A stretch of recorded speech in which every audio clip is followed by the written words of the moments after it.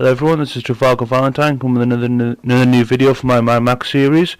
These are just little car doodles I'm doing in my sketchbook just for a bit of fun, and also if you watch how I do them, also you can try them doing yourself. Today I'll be working on the buzzards, which is an interesting spiky car from the Fury Road film. These cars are very interesting just because I haven't seen anything like them before, and also they're an interesting tribe for the series.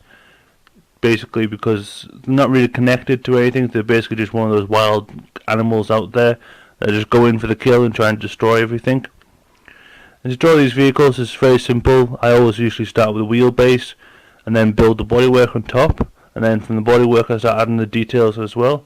It's sort of like just getting the rough materials in and then slowly chipping away, sort of like a sculpture. Once you have the basic blocks, it's pretty simple, then you just add things onto it and here and there. This is just a simple like buggy kind of shape. I'm not really sure which vehicle this is originated from, although very little of it's left. Grabbed a decent engine, put it in, then threw about 4,000 or 5,000 spikes all over it. The thing to remember when drawing all these different spikes is just to start from the front end, then work your way down, just because there's lots of different spikes and you don't want them to overlap from each other and things. Though I'm not going into try and make this fully professional with all rulers, angles and stuff like that. It's just a fun little doodle I'll be doing. Use my Faber-Castell pens, and it's just a simple HB pencil. Use my 3x3 square as well to keep these vehicles kind of the same size and stuff. Kind of small, but also I think small and sweet. Basically, my sketch pad I can put about 6 on a single page, so it's quite sweet just to have these little doodles inside. All these variation different vehicles as well, they're interesting customization, especially just for different ideas and stuff. Every single one of them is uniquely designed for different purposes as well. Some of them are guards, some of them are like scouts, some of them are chariots, and all sorts of different reasons here and there. And the buzzards, of course, that I'm drawing now, they're just basically seeked out to basically destroy things and just leave it. So I'm just heading in with the ink now, going through the tyres. I usually, as you've seen in my previous videos, if you have, I usually just do dots around just to get the idea where the tread will be going. These have got heavy rugged tyres.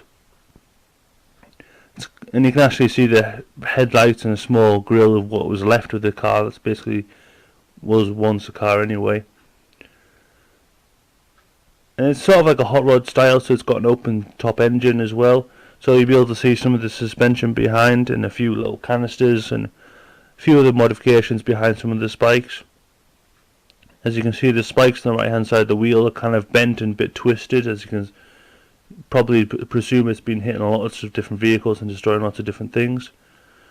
Just remember with the tyre tread as well, that when you're working with the outside tread, it moves towards the middle section, so it goes down like a V shape throughout the wheel.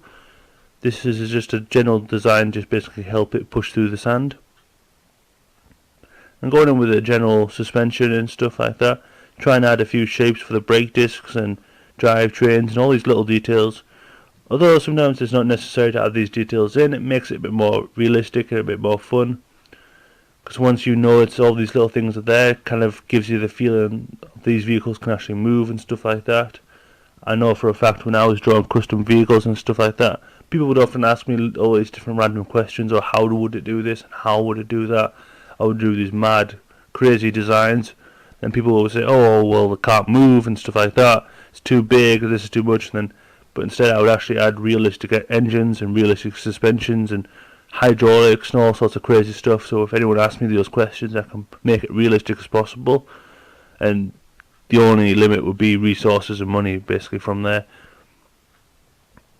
Like I said, just keep on going with the spikes up and down. It's quite difficult to actually get the spikes exactly where they would be on the car, and I know for a fact that the car isn't perfectly symmetrical all the way around, so it's just get a good general spikes all the way around.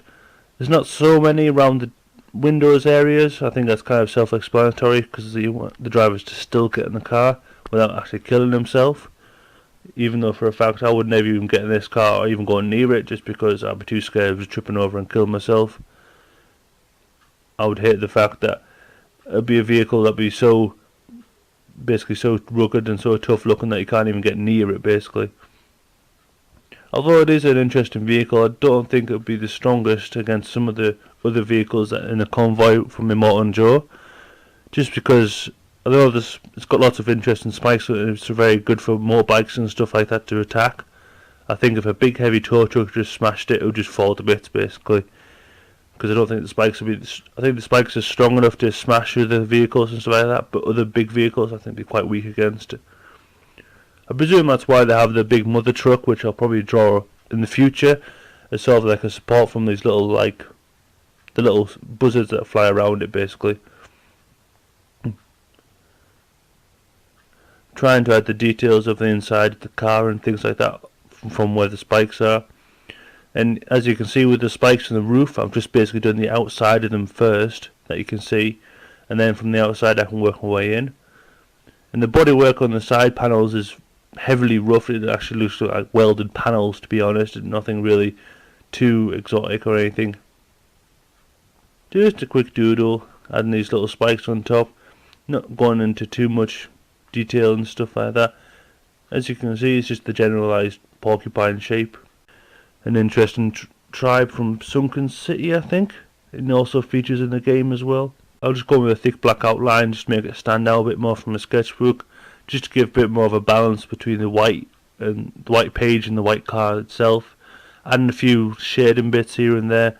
Maybe go with a grey marker as well, like I've done with the previous vehicles. Definitely kind of fun to draw as well. I think I'll definitely draw some more buzzards vehicles. I want to draw one with the circular swords because I think they're a lot more interesting.